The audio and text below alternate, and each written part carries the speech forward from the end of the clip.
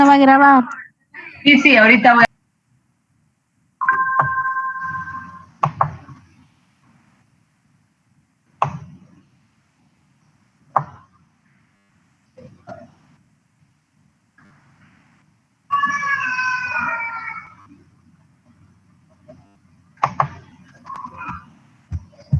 Denme un segundito.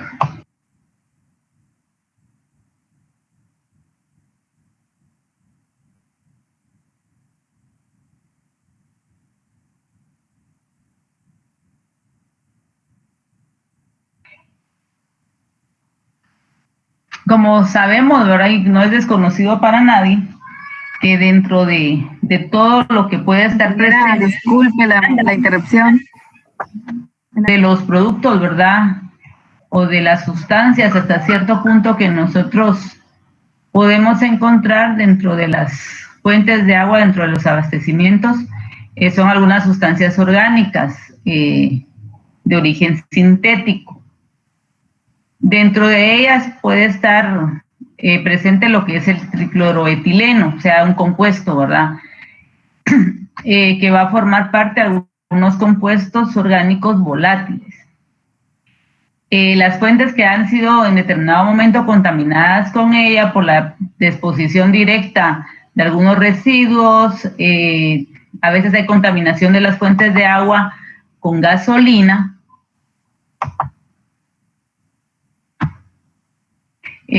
uso, por ejemplo, también de insecticidas, algunos efluentes industriales, ¿verdad?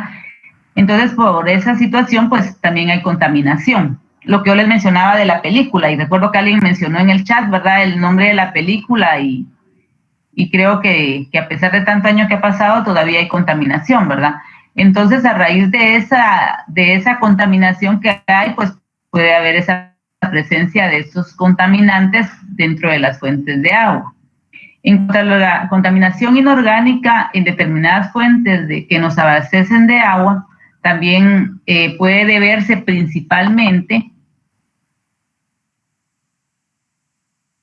a que hay algunas sustancias que se encuentran en forma natural, o sea que ya son compuestos naturales que están presentes en ella. En este caso podemos contar, por ejemplo, con el arsénico, el bario, puede estar el azufre, puede estar el selenio también. Y a nivel de industria también podemos agradecerle hasta cierto punto, ¿verdad?, el tipo de contaminación que tenemos, porque ellos también pueden contribuir en determinado momento el depósito, ¿verdad?, de algunos metales que se filtran a nivel del suelo. Desde ese punto de vista y por las mismas situaciones que se han dado en contaminaciones de aguas residuales, por eso es que se estableció el estudio técnico de aguas residuales a nivel de Guatemala para que todos esos desechos que en determinado momento van a contaminar, pues sean eliminados antes de la disposición final, ¿verdad? Entonces, por eso es importante de que como industrias de alimentos, si ustedes van a trabajar en una industria, fundan su empresa, por muy pequeña que sea, que desde el inicio se empiece bien con respecto a las disposiciones que se tengan de aguas servidas, de aguas residuales, porque eso pues al final pues va a llegar a contaminar, ¿verdad? Entonces sí tenemos que tener cuidado con esa parte. ¿Qué presentan los químicos inorgánicos que están en el agua potable? Por ejemplo, la corrosión que puede darse, hay deterioro, puede haber destrucción de sistemas de bombeo, puede haber también algún producto que se vaya a ir depositando en ella. ¿Qué es lo que se pretende? Que estos sistemas, por ejemplo, en determinado momento pueden estar hechos a base de plomo, pueden tener materiales a base de cadmio, de cobre, de hierro, ¿verdad? Como producto a nivel de salud. Entonces se tiene que corroborar los sistemas de distribución, los sistemas de bombeo de esa agua, para el consumo humano. Aparte de eso, también se tiene que tomar en cuenta que estos sistemas pueden provocar algún tipo de característica sensorial que no va a ser aceptada por el consumidor, pueden cambiar los sabores, pueden cambiar olores, y también no olvidemos que los microorganismos también pueden estar presentes y puede afectar. Entonces sí tenemos que ver toda la parte de distribución, ¿verdad? Que no afecte la calidad del agua. Entonces, ¿qué es lo que se hace en determinado momento para eliminar que haya este tipo de contaminantes? Algunos métodos, algunas tecnologías que se han ido creando, implementando, por ejemplo, está la coagulación, puede haber un intercambio iónico, puede haber proceso de aireación, puede haber también lo que es el proceso de ósmosis inversa. Entonces, son tratamientos que, como hablábamos el día de ayer, ¿verdad?, que van a buscarse de acuerdo a la calidad que se tenga del agua.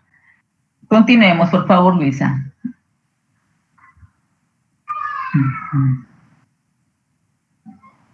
Continuemos, que eso ya se los expliqué. La siguiente.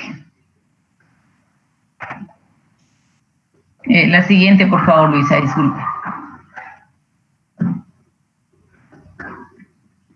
Continuemos con la otra, creo que es, continuemos con la otra. Bueno, en los procesos de, regréseme una, por favor. En los procesos específicamente a lo que es aireación y oxidación, estábamos hablando que la aireación va a ser específicamente cualquier método, cualquier proceso donde el agua y el aire van a entrar en contacto. ¿Con qué fin? Para remover sustancias volátiles, tanto dentro como fuera del agua. Dentro de esas sustancias volátiles, nosotros podemos incluir, por ejemplo, lo que es el oxígeno, el dióxido de carbono, el nitrógeno, el metano, sulfuro de hidrógeno. Entonces vamos a ir viendo que hay algunos productos que van a estar presentes, ¿verdad? Entonces estos procedimientos, estos tratamientos, pues nos van a ayudar a eliminar. También puede ser importante cuando se tienen algunos olores y sabores desagradables en el agua, para que puedan emplearse estos métodos para ir eliminando. Pero recordemos lo que les mencionaba yo ayer, que cualquier método, tratamiento que escojamos, tenemos que conocer realmente la fuente del abastecimiento, tenemos que conocer las características del agua para decir qué aplicar. En cuanto a las aguas superficiales, por ejemplo, no es muy recomendable utilizar este método de aireación, debido a que aguas subterráneas, que generalmente van a tener una concentración elevada de dióxido de carbono, también va a contener metano, va a contener sulfuro de hidrógeno, va a contener hierro, puede contener magnesio. En este caso, sí es recomendable para llegar a precipitar, utilizar este método, y generalmente se utiliza para el precipitado de hierro y de magnesio. Cuando hablamos de proceso de oxidación, este puede utilizarse con varias finalidades. Recordemos que son reacciones, ¿verdad?, que van a darse en la que las sustancias van a perder electrones e incrementan su carga. En el caso de las sustancias oxidantes, se van a utilizar para, en determinado momento, ir eliminando olores, sabores desagradables, para remover hierro, remover manganeso, y también van a contribuir a lo que es la clarificación del agua. ¿Qué sustancias se utilizan comúnmente en lo que es el proceso de oxidación? Acá, por ejemplo, podemos decir que son efectivas, se han dado buenos resultados, que se trate el agua, por ejemplo, con dióxido de cloro, aplicando ozono, permanganato de potasio y cloro, que realmente son de las más utilizadas. Continuemos, por favor, Luisa. Continuemos a la siguiente. Una más creo que es, Luisa, por favor. Sí, gracias.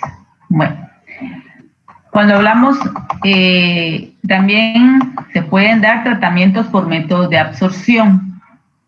Cuando hablamos a los tratamientos aplicados al agua, aquí vamos a referirnos específicamente a la atracción y acumulación de las sustancias sobre las superficies de otra. Entre estos tratamientos, los que más se utilizan son, por ejemplo, el carbón, la alumina activados, que se pueden utilizar para lo que es la remoción de arsénico, algunos contaminantes orgánicos que puedan estar presentes también. Muy antiguamente, y tiene años de estarse usando lo que es el carbón activado, ¿verdad? En algunas industrias de alimentos pues lo aplican, ¿verdad? Para ir eliminando algunas sustancias que no son necesarias o adecuadas que estén dentro del agua, ¿verdad?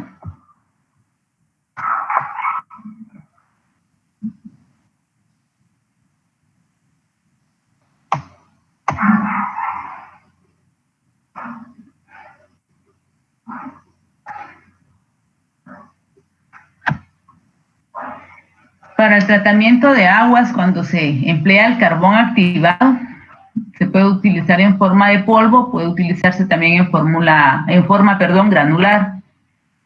Cuando se utiliza en polvo, es un polvo que es insoluble, de color negro. En este caso, se puede emplear también para lo que es controlar el sabor y el olor que pueda tener. Y se puede aplicar en cualquier etapa del tratamiento de agua por medio de filtros. En el caso de la alumina activada, se define como un alótropo de óxido de aluminio. En este caso tenemos un material granular altamente poroso. Generalmente estamos hablando que el tratamiento de agua, en este caso aplicando este método, nos va a ser útil para lo que es la remoción de arsénico, exceso de iones de flúor. ¿En qué se basa el método? ¿En qué consiste? Se hace pasar el agua a través de una columna. Esta columna va a estar como rellena, llamémosle así, con el material. La remoción va a ser una combinación entre una absorción con un intercambio iónico y la utilización de la alumina activada va a remover en determinado momento arsénico, iones de flúor. Entonces eso es lo que se pretende aplicando estos procesos. Cuando se da este tratamiento, la alumina en determinado momento se va a saturar con lo que removió, ¿verdad? Con el arsénico y con los iones de flúor. Entonces hay un proceso de que se puede regenerar haciendo pasar hidróxido de sodio, ¿verdad? A través de este material con el fin de regenerar en este caso lo que se está aplicando para darle el tratamiento al agua. Entonces son procedimientos que van a ayudar en determinado momento hasta cierto punto para ir bajando algún tipo de costo dentro del proceso, ¿verdad? Bueno, con el intercambio iónico. ¿Qué es el intercambio iónico? Acá hablamos, ¿verdad?, que va a haber una transferencia, como su nombre lo dice, de iones. Generalmente va a ser un medio sólido, que es una resina, y una solución. Este tratamiento se utiliza más que todo para lo que es la remoción de cationes, lo que se conoce comúnmente como un procedimiento de ablandamiento, que nosotros ya lo discutimos y recordamos a alguien algo cuando discutimos esa parte de ablandamiento, alguien que recuerde, jóvenes. ¿Y cuándo lo podemos aplicar? ¿Recuerdan?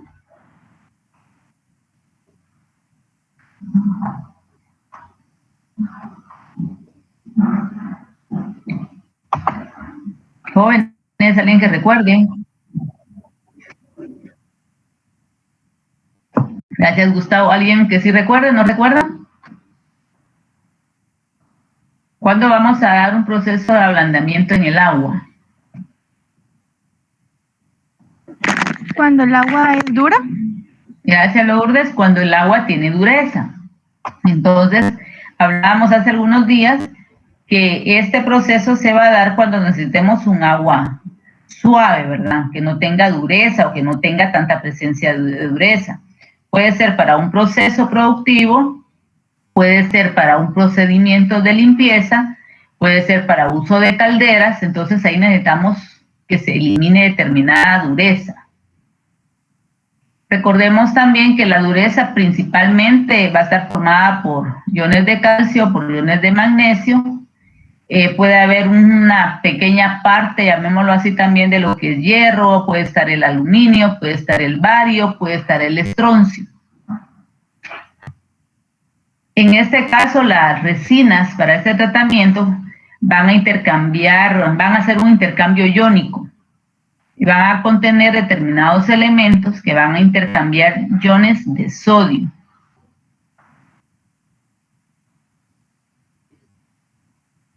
En este caso, las resinas van a generar cationes de sodio, van a reemplazar los iones que van a provocar la dureza en el agua. En este caso se disminuye, pero se incrementa también el contenido de iones de sodio. Entonces tenemos que ir controlando. La siguiente, por favor, Luisa. Gracias. La desmineralización. Cuando hablamos de desmineralización, estamos hablando, por ejemplo, de un proceso de intercambio iónico. ¿Qué va a eliminarme o qué va a removerme? Los sólidos disueltos en las fuentes de agua. Van a contener tanto como aniones, cationes. En este caso, se van a requerir dos tipos de resina. Generalmente las resinas van a presentar intercambio de iones hidróneo, se van a dividir en ácidos fuertes y ácidos débiles. Recordemos que cuando vimos químicas, ¿verdad? Hablábamos de ácidos fuertes, ácidos débiles, entonces vayamos haciendo cuentas, ¿verdad? Cuáles pueden estar presentes en este tipo de productos, ¿verdad? También cuando hablamos de los iones oxidrilo, ¿verdad? Se van a dividir también en lo que son bases fuertes y bases débiles. Cuando se utiliza este método, este tratamiento, el agua blanda que se va a generar puede ser mezclada con otra de mayor contenido que tenga sales, para obtener la calidad del agua que requerimos en cuanto al contenido de sales que nosotros necesitamos que esté presente. Pero eso va a depender de los resultados que tengamos. ¿Para qué se utiliza el proceso de desmineralización? Lo vamos a utilizar para remover lo que es arsénico, para remover lo que es plomo, mercurio, nitratos, selenios, plata, puede ser también para sulfatos. Y si vemos acá, nosotros también estamos hablando de metales pesados, ¿verdad? Que son una fuente de contaminación para que se consume, ¿verdad? Entonces, este proceso pues también nos ayuda. ¿Qué ventajas tenemos al implementar este método, que es un método, un tratamiento con un costo bajo, o sea, la inversión es baja? Es un proceso simple a la hora de aplicarlo. ¿Qué desventaja tenemos?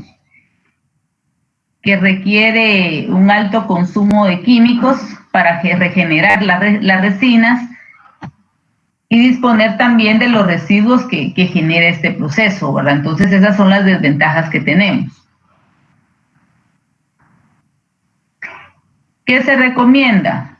Que el intercambio iónico que se dé se adecue más que todo para lo que son sistemas reducidos de tratamiento de agua, es decir, no cantidades grandes, ¿verdad? Para que tengamos que utilizarla.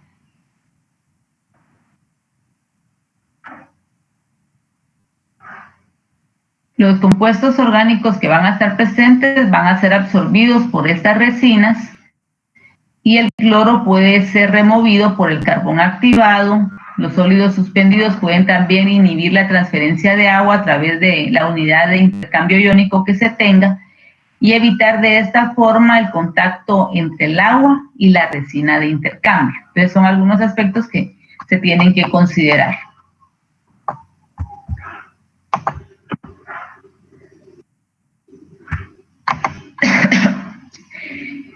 También recordemos que en el caso de aguas desmineralizadas, nosotros podemos también aplicarlas no solo a nivel industrial, es verdad, a nivel de laboratorios también es necesario para algunos procesos, algunas prácticas, algunas marchas de laboratorios, utilizar agua desmineralizada. La siguiente, por favor. Continuemos, ya les expliqué esa parte. Bueno, también tenemos tratamientos que abarcan lo que son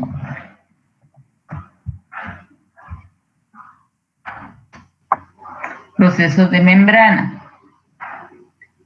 Acá vamos a hablar específicamente de dos tratamientos que van a incluir dentro de sus procesos de membrana, que son utilizados comúnmente para remover sales. Estamos hablando de desmineralización del agua. Entre esos estamos hablando de ósmosis inversa y electrodiálisis. Continuemos, Luisa, creo que les coloqué unas definiciones, si no, sí, aquí estamos, gracias. Acá, por ejemplo, es bueno que recordemos qué significa o cómo se da el proceso de ósmosis normal. Dos soluciones que contienen diferentes concentraciones de minerales son separados por una membrana semipermeable. En este caso, el agua se va a mover a través de la membrana del lado donde la solución está más diluida hacia la parte de mayor concentración. Este proceso va a continuar hasta que la presión hidrostática en la solución de mayor concentración es suficiente para detener el flujo. Yo les dije que les iba a adjuntar unos links, se los voy a adjuntar para que vean estos procesos en algunos videos, para que los que no conozcan algunos procesos que se dan, pues vayamos teniendo la idea de qué se trata. Cuando hablamos de ósmosis inversa, acá el flujo de agua va a pasar a través de la membrana semipermeable, es inverso por la aplicación de la presión externa, que contrarresta la presión hidrostática. ¿Qué vamos a conseguir con esto? Que esto atraiga como resultado mayor concentración de minerales de un lado y menor concentración y agua pura en el otro lado. Entonces ahí vamos a hablar de una ósmosis inversa. Continuemos, por favor, Luisa. Cuando hablamos de electrodiálisis, acá estamos hablando de la desmineralización de agua. Aquí estamos empleando principios de ósmosis, pero vamos a tener la presencia de un cambio eléctrico de corriente directa. En este caso, los minerales se van a disociar en cationes y aniones cuando entran en el agua. Va a haber un electrodo positivo, recordemos el ánodo, ¿verdad?, que va a traer aniones, y el electrodo negativo, que en este caso es el cátodo, que va a traer los cationes. Van a existir dos tipos de membranas semipermeables selectivas utilizadas en lo que es el proceso de la electrodiálisis. Una que puede permear los cationes, pero no va a permear los aniones, y la otra puede permear los aniones, pero no los cationes. En este caso, las membranas se van a acomodar en capas, alternando las que permean cationes con las que permean aniones. El agua se alimenta en determinados espacios entre las membranas y se va a aplicar en determinado momento un campo eléctrico de corriente directa en las diferentes capas, lo que va a producir migración de iones hacia los electrodos opuestos. Recordemos que cargas opuestas se atraen, y va a traer en determinado momento como consecuencia que los iones se concentran entre los espacios que tienen las membranas alternadas y en los demás espacios el agua desmineralizada, lo cual en una etapa posterior va a ser extraído en diferentes chorros, uno que va a contener los iones y el otro que va a contener, que no va a contener iones, sino que va a estar libre de estos, ¿verdad? ¿Qué elemento es importante en el tratamiento de ósmosis inversa? son las membranas que puedan estar semipermeables que tenemos acá. Yo no sé si conocen o recuerdan que nosotros dentro de lo que es la planta de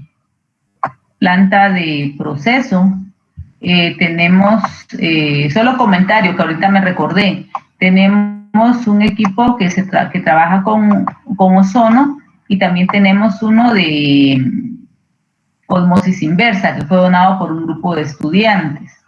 Entonces, cuando Dios permita que regresemos a la presencialidad, ¿verdad?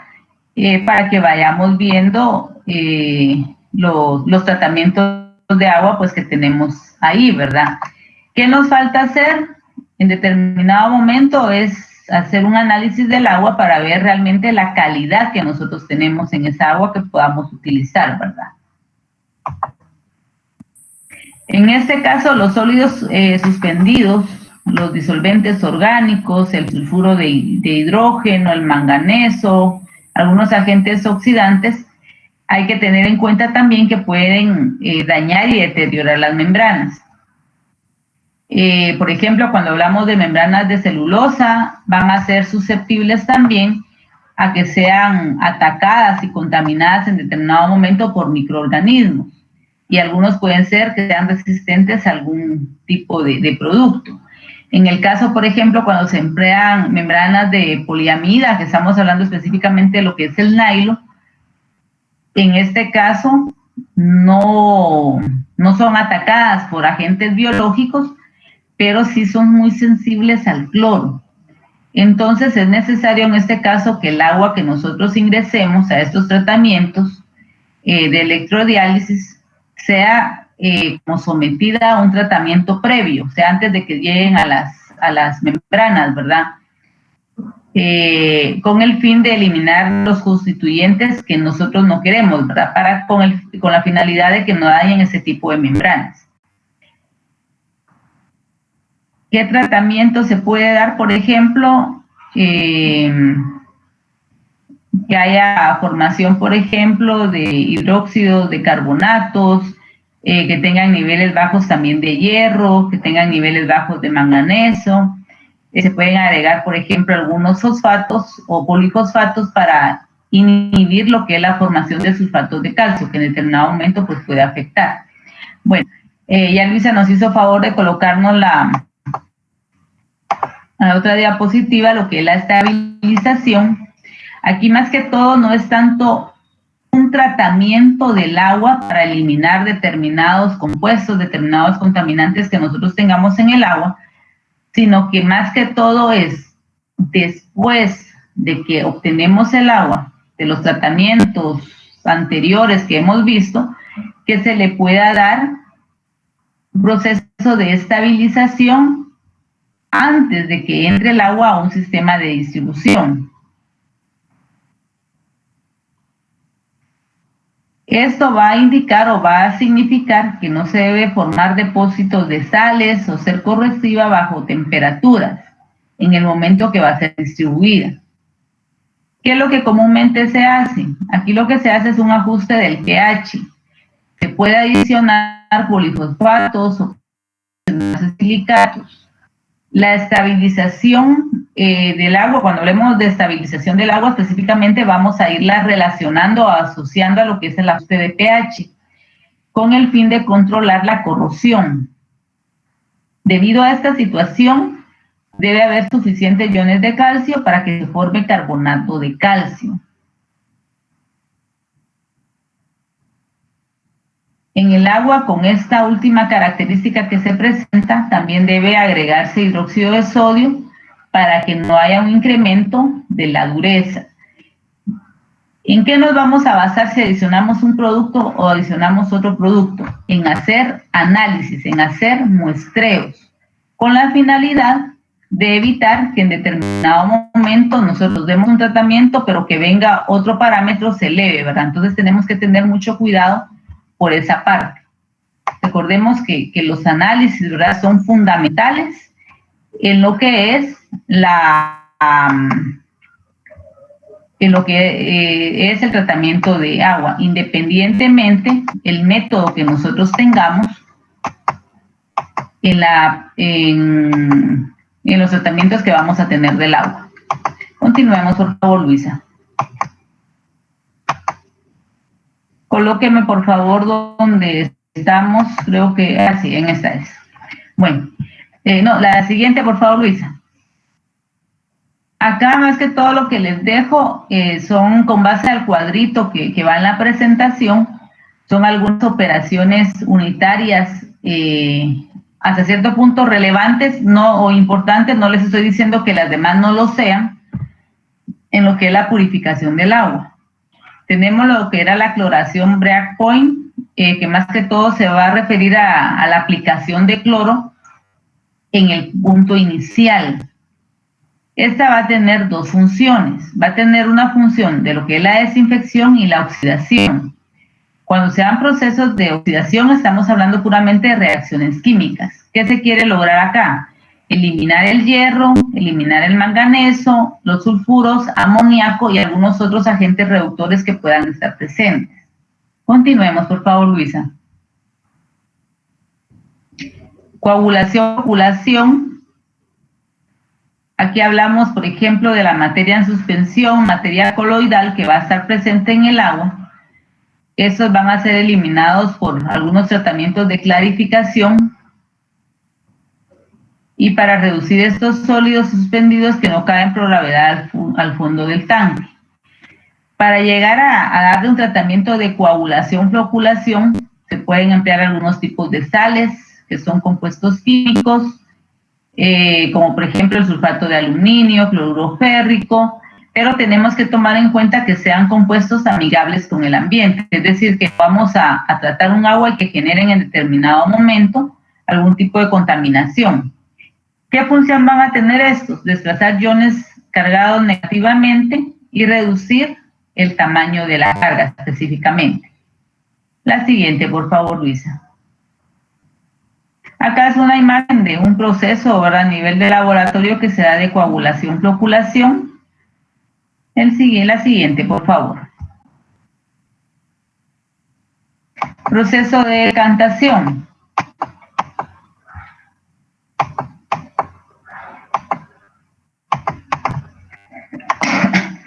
Aquí este proceso es un proceso que va a permitir la separación de un líquido de sólidos o de un líquido que tenga una intensidad mayor mediante el traspaso de una capa superior desde que la materia más pesada ha sido sedimentada.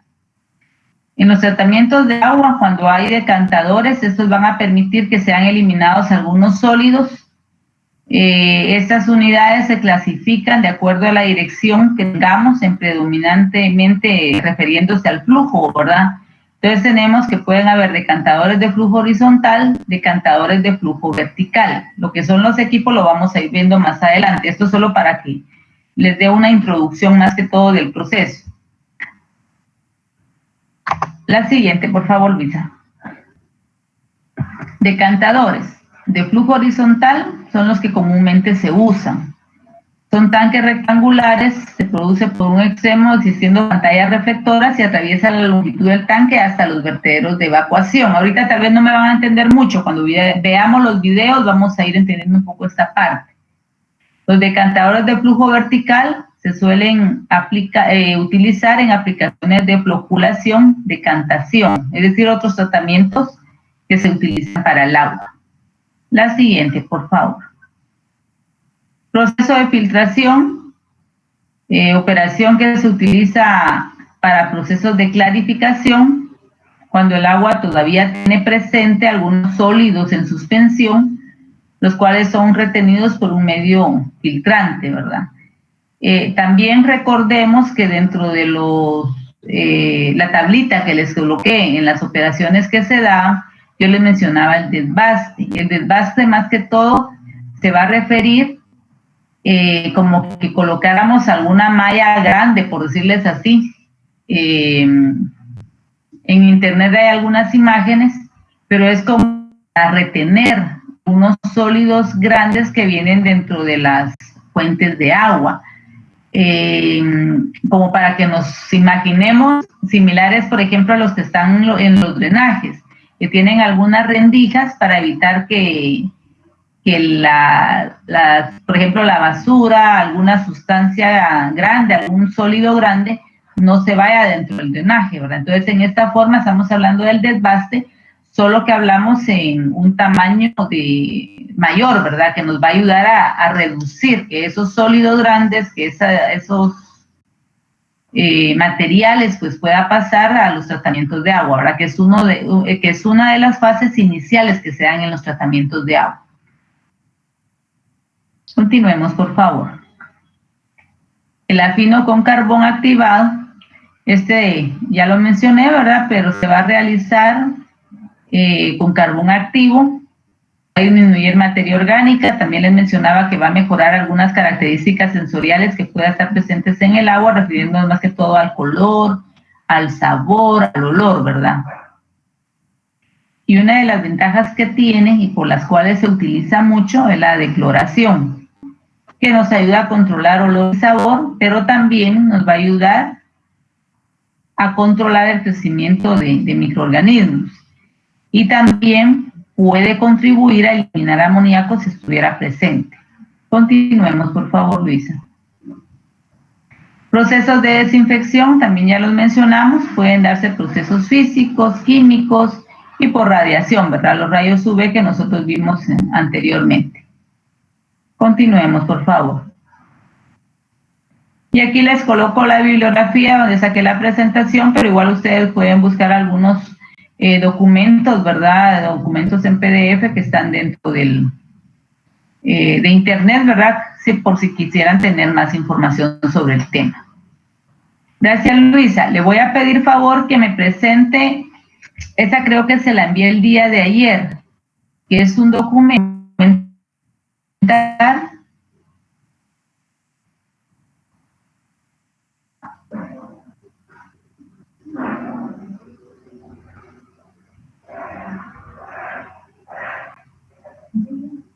Jóvenes, ¿recuerdan por qué nos interesa a nosotros el Ministerio de Salud en lo que son alimentos? No sé si... No le escuché, Carol, disculpe, no sé si sus compañeros le escucharon.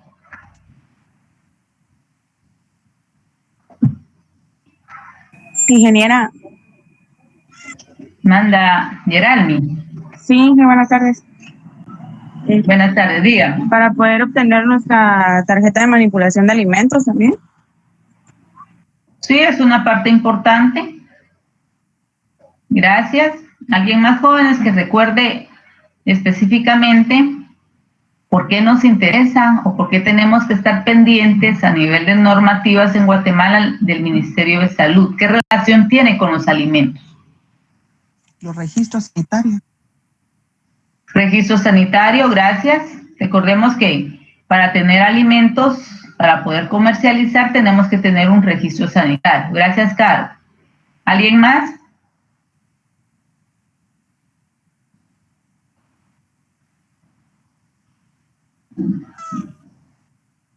Y funciona como un ente regulador de alguna forma también, ¿verdad?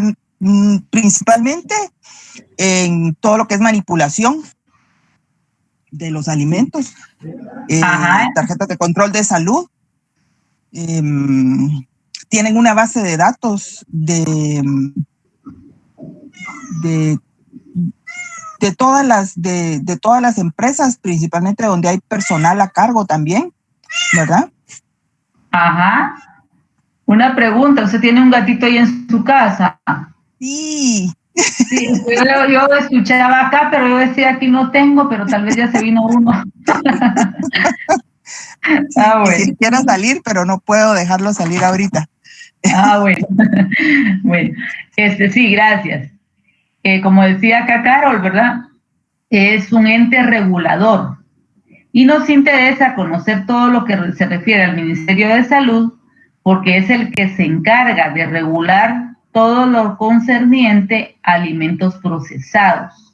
Entonces recordemos que en determinado momento nosotros podemos manipular alimentos no procesados y alimentos procesados. Cuando hablamos de alimentos no procesados, específicamente estamos hablando del ente regulador, en este caso el Ministerio de Agricultura, Ganadería y Alimentación, lo que es el MAGA, ¿verdad? Entonces, para que no nos olvidemos que, aunque estamos trabajando ahorita el curso de bebidas, es importante que conozcamos qué regula en Guatemala. ¿Por qué les coloqué esto a nivel domiciliar? Porque muchas personas que en determinado momento instalan su pequeña empresa procesadora de alimentos, hay muchas empresas a nivel artesanal que hacen algún tipo de bebida. Recordemos que hace algunos años acá en toda la región de Suchitepeques, Retaluleu, se dio un fenómeno de venta de tepache. ¿Recuerdan ustedes eso?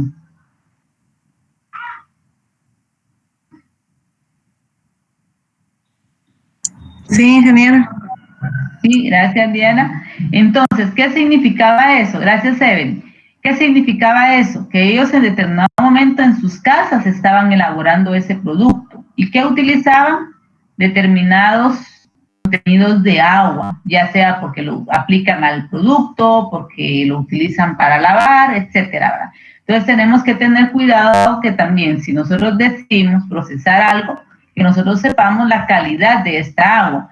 Por ejemplo, la mayoría pues hizo su PPS el año pasado, por las condiciones de la pandemia, pues trabajaron en sus casas.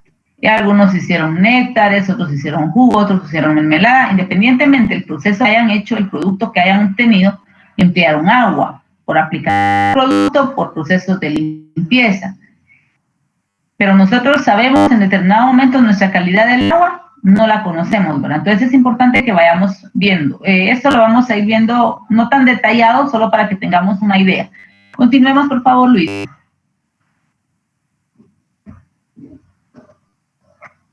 Aquí solo hay información general, quiénes contribuyeron, esto es importante que lo conozcamos, pero vamos a entrar directamente a lo que nos interesa, ¿verdad? Aquí tal vez, gracias, Luisa. Entonces aquí específicamente el tratamiento se da por adición de hipoclorito de sodio, cloro líquido. ¿Qué es lo que se pretende? En primer lugar, la eliminación de la turbiedad que tenga el agua. Desde acá nos está pidiendo a nosotros en el paso 1.1 que si el agua está muy turbia, se debe de pasar por un filtro casero. A nivel de casas muchas veces no tenemos eso, ¿verdad? Pero es necesario que se tenga. Si no tenemos esto, debe utilizarse un colador, un paño, una manta. Y hasta hacen la referencia de un pañal de niño, ¿verdad? ¿Por qué? Porque no va a permitir que pasen determinadas impurezas. Continúe, por favor. Desinfección del agua. Si queremos ver más detalladamente el documento, como les digo, y los otros están ya en clase. Desinfección del agua. Una vez que el agua esté clara, colocarla en un recipiente limpio, debe agregarse cloro líquido. En el anexo 1 nos va a referir cuánto tenemos que adicionar de acuerdo al volumen que tengamos. Agregamos la cantidad recomendada de cloro líquido, se agita el recipiente y se mezcla, ¿verdad? Para que el cloro pues haga su función dentro de toda la cantidad de agua. Dejamos reposar por un periodo de 30 minutos para asegurarnos que el cloro, va a eliminar los microorganismos que estén presentes. Y algunas advertencias que hacen, que ya sabemos todos, que no pueden ser manejados por niños, que se recomienda la desinfección del agua que va a ser para consumo humano, etcétera, ¿verdad? Continuemos, por favor.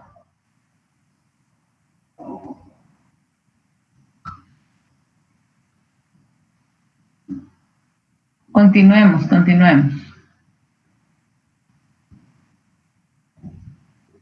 También continuemos. Bajemos hasta donde está la desinfección. La dosificación. Bueno, entonces veamos acá. Si la concentración es de 0.5, Entonces nos aparece el volumen de agua que nosotros queremos desinfectar, la cantidad de cloro líquido que se va a agregar, y hay una cantidad si tuviéramos alguna emergencia, ¿verdad? Si vemos que la caracterización del agua pues no es la adecuada, entonces nos dan recomendaciones que son fáciles en determinado momento pues de cumplirlas en los hogares, ¿verdad? Y máxime si estamos procesando productos en forma artesanal, que nosotros tengamos ese control, ¿verdad? Continuemos, Luisa, por favor.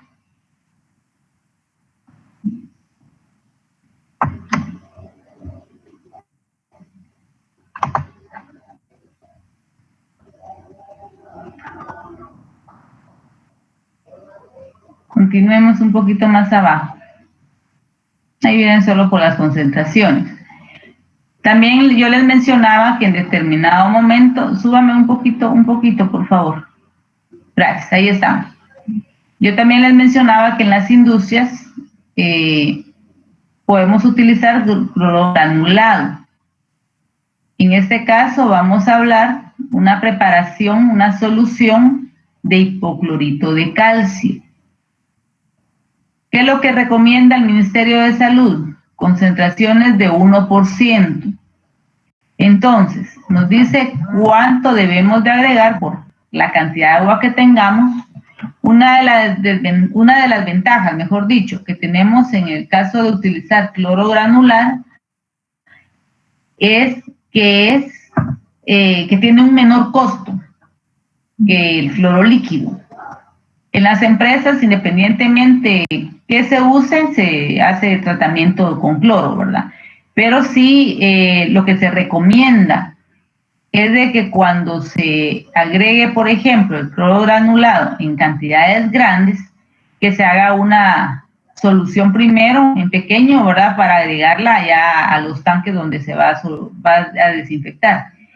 ¿Qué desventajas se tienen? Que necesitamos conocer, por ejemplo, si tenemos depósitos de agua, qué galonaje tenemos, ¿verdad? Para adicionar la cantidad real que nos está recomendando puede ser proveedor, el asesor de productos químicos, o en este caso el Ministerio de Salud, ¿verdad? Continuemos, Luisa, por favor. ¿No hay dudas, jóvenes?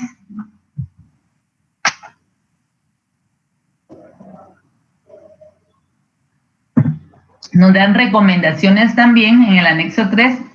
Suban un poquito, Luisa, disculpe. De desinfección de instalaciones, ¿verdad? Pero algo, bájenme un poquito donde está lo del anexo 3, por favor, disculpe. Severo también nos menciona lo que es la desinfección de verduras. En este caso, mi experiencia, podemos manejar unas 25, 50 partes por millón, pero con una limpieza previa. Generalmente, cuando utilizamos cloro, el cloro se va a ir degradando en presencia de materia orgánica. Entonces, por ejemplo, si ustedes adicionan 50 partes por millón y hay presencia de materia orgánica, se va a degradar. Puede ser que a los minutos, a las horas ya no tengan esas 50 partes por millón. Entonces se hace una limpieza y luego se hace la desinfección. Yo nunca estoy de acuerdo cuando dicen es que voy a lavar con cloro. O sea, uno no lava con una solución de cloro, uno lava con alguna solución de desinfectante, algún desengrasante, etcétera, pero no con solución de cloro. ¿Por qué les hago esta aclaración? Porque dentro del curso de bebidas tenemos la parte de lo que son algunos procesos, jugos, por ejemplo, que se pueden emplear algunas frutas, algunos vegetales, y aparte que pueden adicionarse, por ejemplo, en los néctares, un porcentaje de agua, en algunas otras bebidas. También el agua, en este caso, va a ser una parte fundamental de lo que son los procesos de desinfección, de limpieza y desinfección de estas materias primas. ¿No hay dudas, jóvenes, para continuar? Estamos bien. Ay, disculpen, no les entendí. Buenas tardes, ingeniera. Fíjese que yo tengo una duda.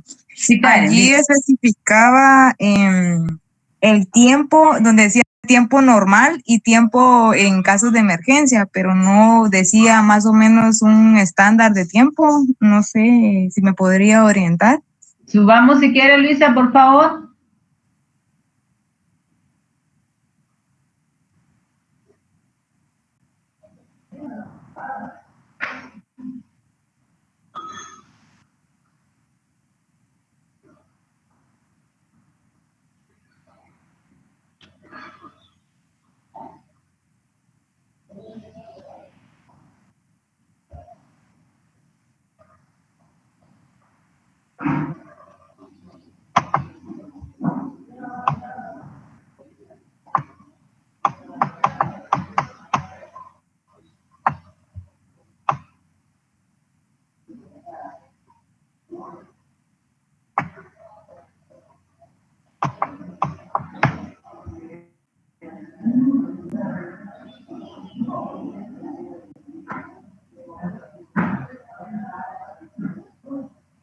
¿En qué página era? ¿No recuerda? Karen creo que fue la que me preguntó, ¿verdad? Sí, ingeniera, era en las tablas donde estaba el porcentaje de cloro. Estaba el tratamiento de emergencia, ¿no? Sí, así es. Decía en tiempo normal y luego en tiempo de emergencia, pero no mucho. No Suba, especificado. por favor, suba. Un poquito. Aquí. Mire, según entiendo yo, es que, por ejemplo, si usted tiene 1 litro de agua, o sea, nosotros conocemos como que la condición, si lo quiere ver así, normal de nuestra agua, por ejemplo.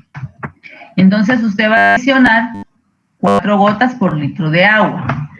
Pero, por ejemplo, si usted encuentra que su agua en determinado momento puede tener un poco más de turbidez, un poco más de impurezas, usted ya no va a adicionar 4 gotas, usted va a adicionar 8 gotas. ¿Por qué? Recordemos que, voy a ver cómo les explico esto para que me entiendan. Por ejemplo, cuando nosotros utilizamos cloro, que es uno de los productos que más se emplea para lo que es la desinfección de botas, pediluvios. Todos sabemos que es un pediluvio, ¿verdad?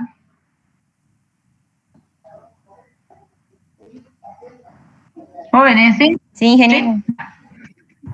Entonces, por ejemplo, si yo adiciono 50 partes por millón de cloro, lo que yo les estaba mencionando, que era para desinfectar verduras, para desinfección de las verduras a mí me funciona trabajar 25 o 50 partes por millón.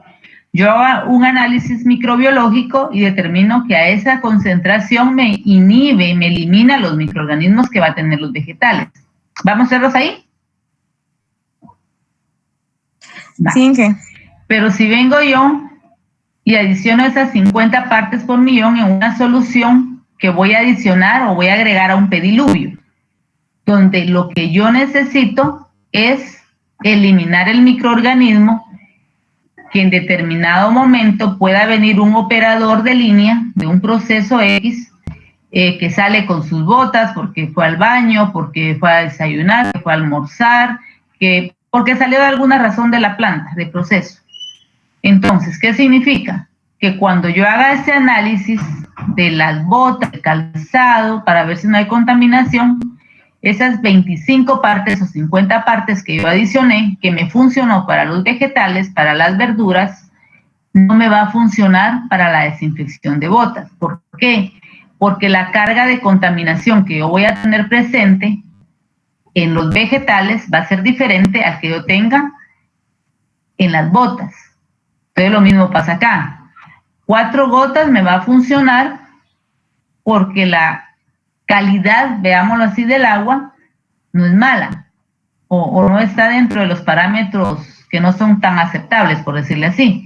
Entonces, cuando yo considero que eso no me va a cubrir, yo adiciono el doble. ¿Por qué? Porque yo estoy asegurando que a una mayor cantidad me va a eliminar cualquier contaminación que pueda estar presente. Hablemos de microorganismos, por ejemplo.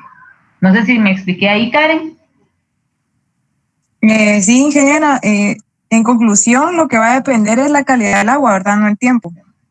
Sí, recordemos de que nosotros, por ejemplo, si hablamos de tiempo, yo no sé si ustedes se han percatado de que en épocas, por ejemplo, de invierno, el agua del chorro del grifo viene de una forma y en verano viene de otra. ¿Han visto diferencia? Sí, ingeniera. Entonces ahí podemos tener nosotros un parámetro. Cuando hablamos también de tiempo, en las páginas anteriores hablaba de 30 minutos, ¿verdad? Dejarlo reposar antes de poder ser consumida. Yo no considero que ese tiempo sea modificado. Yo más que todo me entiendo acá que es en función de la calidad del agua, ¿verdad? No sé si... Bueno, gracias. Yo lo percibiría, perdón la interrupción, desde el punto de vista de uso inmediato. O sea, si lo vemos de alguna forma, la concentración se multiplica, pero el efecto va a ser mucho más inmediato en tiempo para poder ser utilizado. Ajá, o sea, usted me dice, por ejemplo, agregamos 8 gotas y en lugar de 30, esperar 15. En lugar de 30, ¿qué? ¿Minutos? ¿Sí? No le entiendo, entonces, ¿qué me está diciendo? Sí, de alguna forma sí, porque, o sea, de alguna forma yo lo entendería también desde esa perspectiva. O sea, sí, porque obviamente el cloro lo que va a hacer es un efecto.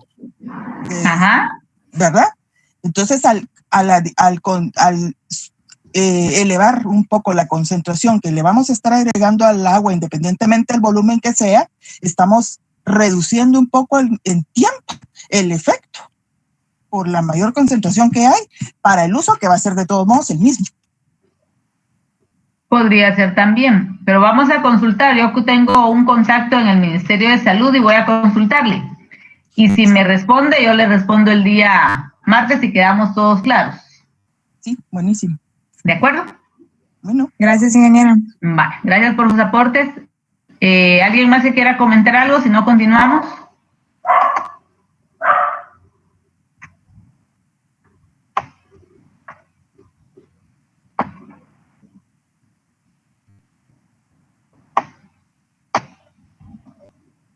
¿No? Bueno, vamos a continuar.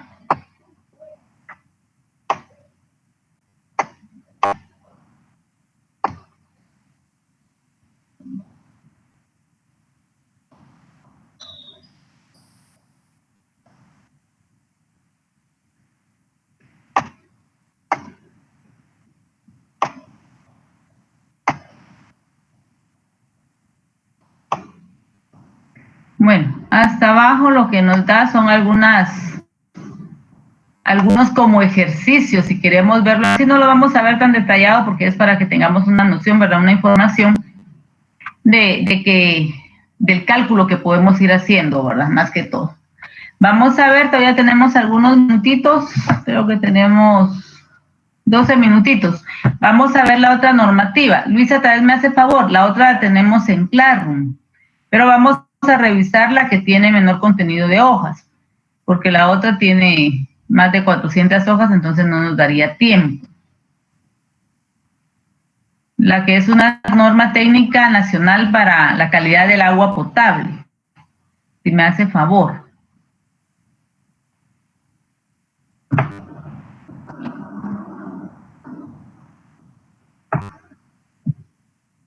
El día martes, ahorita no creo que nos dé tiempo, pero les voy a enseñar que incluso entidades como la Organización Mundial de la Salud, la FAO, tienen ya un protocolo establecido para lo que se refiere a agua potable, qué tratamientos tienen que darse, ¿verdad? Yo no les digo, bueno, sigamos siempre los protocolos que ellos dan, pero sí es bueno tener en cuenta, porque a nivel mundial pues es lo que nos rige, ¿verdad? Recordemos que ellos son parte importante en lo que es el Códex Alimentario, ¿verdad? Entonces ya tienen conocimiento amplio, ¿verdad? No sé si puede ampliarla un poquito más o la distinguen ahí, jóvenes, ustedes me dicen. Sí, está mejor así. Muy bien, gracias. Bajemos, Luisa, por favor. No nos vamos a detener, como les digo, a leer como que las introducciones ni nada, sino que quiero que vean que hay alguna información que nos puede servir para lo que es la calidad del agua potable, que es lo que vamos viendo. Ahí tal vez quédese un ratito. Por ejemplo, acá vemos, tal vez súbame solo para que veamos por qué les estoy colocando eso. Ahí estamos. Baje un poquito. Algunos términos, esta normativa fue aplicada en lo que se refiere a agua potable y saneamiento a nivel de Centroamérica, Panamá y República Dominicana. Es decir, que como nosotros somos un país centroamericano, podemos tenerlo también como una base. Gracias, Luisa. Baje un poquito más, por favor. Entonces, ¿qué vemos en la primera parte? Algunas definiciones. Recordemos que dentro del programa nosotros tenemos un control de calidad del agua, ¿verdad? En la primera unidad. Baje un poquito, por favor. Y aquí nosotros tenemos una definición. Ahí exactamente, Luisa, gracias. Y se define que va a ser una actividad sistemática y continua de supervisión de las diferentes fases de la producción y distribución de agua, según programas específicos que deben ejecutar los organismos operadores. Es decir, que el control de calidad no es que nosotros vengamos y como industria vamos a decir lo vamos a hacer. O sea, en determinado momento es una obligación que nosotros tengamos que hacer. También la vigilancia de la calidad del agua. Se refiere a la que va a ser ejercida por la institución designada por ley como responsable de garantizar la potabilidad del agua. Se define como el mantenimiento permanente de una cuidadosa supervisión desde el punto de vista de salud pública sobre los organismos operadores, a fin de garantizar la seguridad, inocuidad y aceptabilidad de suministros de aguas de bebida. ¿Qué nos está diciendo ahí? Inocuidad ya vimos que son parámetros que nos pueden afectar la salud, llegar a mortalidad. La aceptabilidad, estamos hablando de parámetros sensoriales, ¿verdad? Entonces vamos viendo que vamos amarrando con lo que ya está establecido. Sigamos, por favor. Un poquito más bajo para ver lo de agua tratada. Aquí está. ¿Qué era lo que estábamos hablando? Los tratamientos que nosotros podemos dar. Corresponde al agua subterránea o superficial, que son nuestras fuentes, cuya calidad ha sido modificada por medio de procesos de tratamiento, que incluyen como mínimo la desinfección. Su calidad debe ajustarse a lo establecido en la presente norma. No nos está diciendo utilicen carbón activado, rayos UV, no nos está diciendo cuál. Pero a la hora que se monitorea la calidad, pues nosotros tenemos que estar dentro de los parámetros que se piden. Agua no tratada corresponde a agua subterránea superficial cuya calidad no ha sido modificada, pero que nosotros tenemos que conocer la caracterización de esa agua. Tenemos que conocer parámetros físicos, químicos y biológicos.